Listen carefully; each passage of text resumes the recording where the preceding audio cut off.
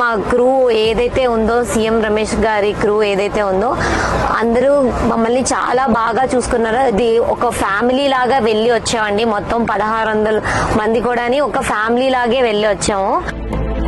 ఒకటి ఏంటంటే మీరు మీ బృందాన్ని పెట్టారు కదండి, వాళ్ళు నిజంగా చాలా కష్టపడ్డారండి. అసలు వాళ్ళు ఎంత కష్టపడ్డారంటే ప్రతి ఒక్కరిని ఒక కన్న తల్లిలాగా, అక్క చెల్లెల్లాగా ఎంతో బాగా చూసుకున్నారండి.